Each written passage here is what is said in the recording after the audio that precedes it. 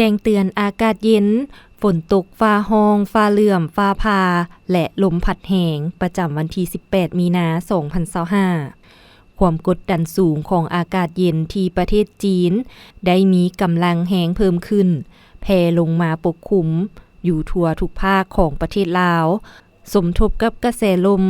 ตะวันออกเฉียงเหนือพัดปกคลุมเป็นส่วนใหญ่ซึ่งจะเฮ็ดให้อากาศเย็นลงในแต่ละภาคพอมีลมพัดแห้งอยู่เกือบทั่วไปและจะมีฝนตกในระดับคอยหาปานกลางพอมีลมพัดแห้งฟ้าห้องฟ้าเหลื่อมฟ้าผ่าและมักเห็บตกอยู่บางท้องถิ่นในระยะวันที่18หา19มีนาคม2025นี้ดังนั้นจึงขอแจ้งเตือนถึงประชาชนและองค์การปกครองท้องถิ่นทุกภาคส่วนจงมีสติระมัดระวังและเกี่ยมความพร้อมรับมือกับสภาพอากาศหายแห้งที่จะเกิดขึ้นดังกล่าวโดยเฉพาะสภาพอากาศเย็นฝนตกฟ้าห้องฟ้าเหลื่อมมักเห็บตกและลมพัดแห้งที่จะเฮ็ดให้มีต้นไม้ใหญ่ป้ายโฆษณาและเสาไฟฟ้าหักล้มให้หลีกเลี่ยงการไปอยู่กองต้นไม้ใหญ่และเดินกลางแจ้งที่กว้างเพื่อบ่ให้ถูกฟ้าผ่าพร้อมนี้ให้รักษาสุขภาพและให้ติดตามข่าวพยากรณ์อากาศจากกรมอุตุนิยมและอุทกศาสตร์กระทรวงทรัพยากรธรรมชาติและสิ่งแวดล้อมอย่างเป็นประจำพยากรณ์อากาศแต่ 7 โมงของวันที่18หา 7 โมงของวันที่19มีนาคม2025ภาคเหนือด้านตะวันออกอากาศเย็นหาหนาวเย็นในตอนกลางคืน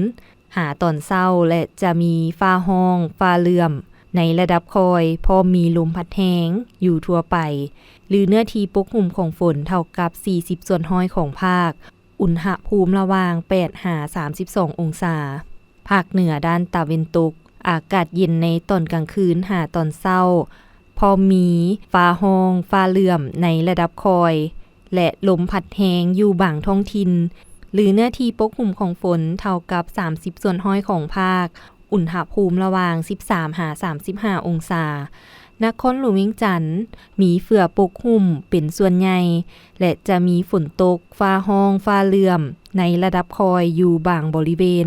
พอมีลมพัดแห้งอยู่ทั่วไปหรือเนื้อที่ปกคลุมของฝนเท่ากับ30ส่วนห้อยของภาค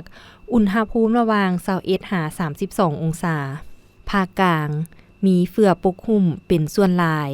พอมีฟ้าห้องฟ้าเหลื่อมในระดับคอยอยู่บางท้องถิ่นและจะมีลมพัดแห้งอยู่ทั่วไปหรือเนื้อที่ปกคลุมของฝนเท่ากับ30ส่วนห้อยของภาค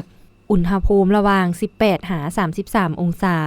แขวงไซสมบูรณ์อากาศเย็นพอมีเฟื่อปกคลุมเป็นส่วนหลายและจะมีฝนตกในระดับคอยบางท้องถิ่น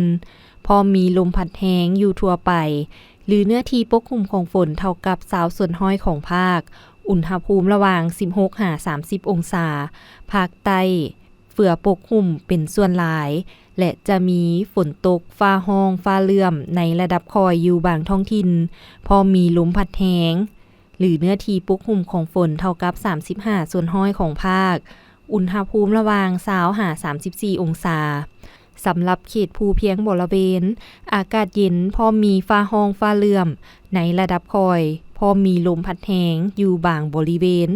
หรือหน้าที่ปกคลุมของฝนเท่ากับ30ส่วนห้อยของภาคอุณหภูมิระหว่าง14หา22องศา